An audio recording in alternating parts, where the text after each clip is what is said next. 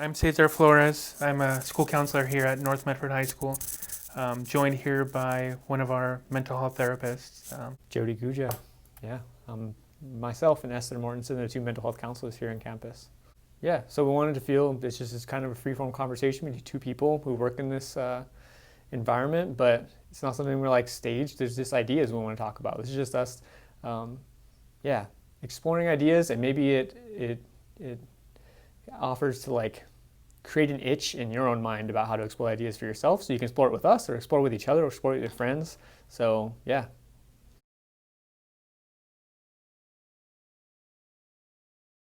I feel like from that, it's one thing limiting of the Zoom standpoint and like the video stuff is you don't get quite as many cues and signals when you're in like low definition, like, all just like twitchy from your bad internet connection. There's not that easy, just tied into each other. And so it feels more exhausting to be in class than it would be if you were in person, I think, for the students. I think that's even more, like it's hard to get onto the rhythm because the rhythm's so weird. Mm-hmm. The rhythm's different online.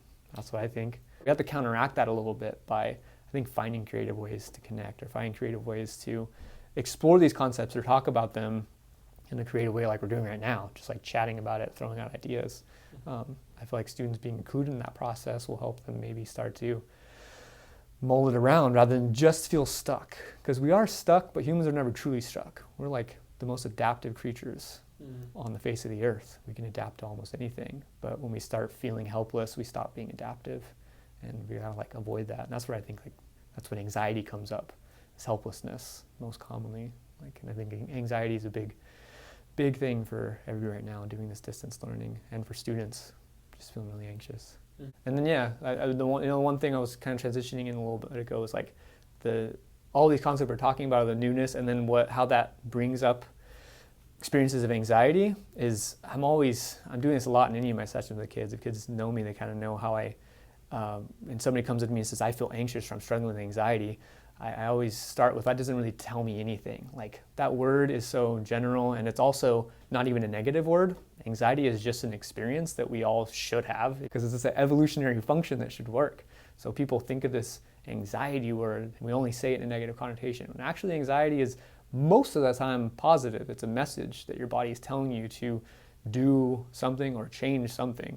Once anxiety starts turning into panic and now you've lost the ability to do, then again, we're in a different territory of like panic issues where you're shutting down, you're dissociating. But in general, most of the time we experience anxiety, it's at least a neutral thing. If like it's a message that you are either going to respond to negatively or respond to proactively, or like through problem solving skills. So I think when people start talking about anxiety during this time, they say it and then they just shut it down. Like, I'm just anxious, so I can't X, Y, or Z. Mm-hmm. It's like, well, I'm anxious and I feel like I can't X, Y, or Z, but like, what are you going to do to like, in response? You don't have to see it as just this unfortunate consequence to your situation. It's like, no, it's just an emotion.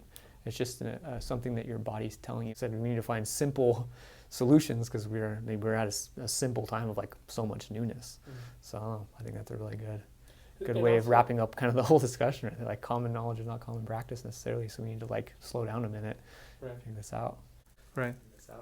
Well, one question related to that was like, I think that when students are feeling anxiety, we have a tendency to assume the worst, like, oh, I'm having problems with this, I don't understand this concept, so that it's like that's the initial problem. I don't understand. Yeah. And it's like we start to assume if I ask my teacher, like you said earlier, I'm going to look dumb, or if I ask my teacher probably doesn't have time to respond to this because they're probably super busy. Because sometimes we talk ourselves out of solving a problem, right? Why do you think that is for just people in general, that we assume the worst? Yeah, I mean that can be a good long discussion on its own. I feel like right now in this current situation, it's more prevalent because it's easier to not communicate about a problem because you're already at home. You can just it's just an absence of doing of that thing of just sending the email. Whereas when you're in class, teachers will just like. Teachers are, just like I was talking about kids being very in tune to adults and more so than we give them credit for, the opposite is very true too. Teachers will be like, you look lost, man. Or like, they see you staring off in space, so they see you perplexed, so they see you like dejected while the test is out and you're like not feeling it. They will check in with you.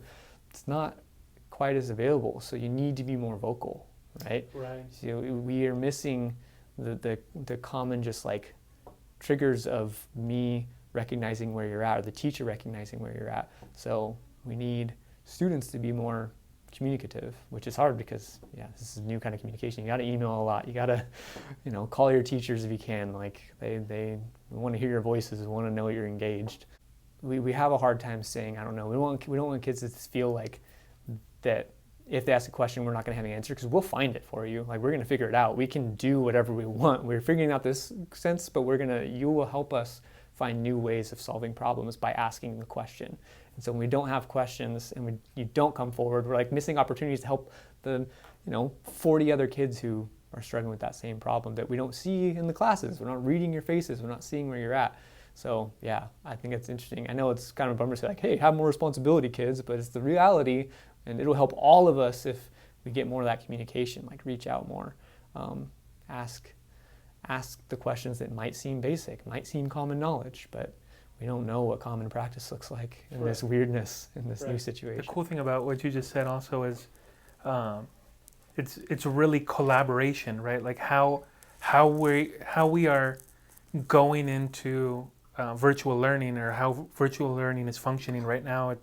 We need to know what students are experiencing, because most of the time if students come forward with those problems, not only are we going to find a solution, but then we can start talking about the solution more broadly, right? Totally. And so I think that's the purpose of these conversations here, is to be able to talk through not only things that kids are experiencing or adults are experiencing, but something that is fundamental to human interaction.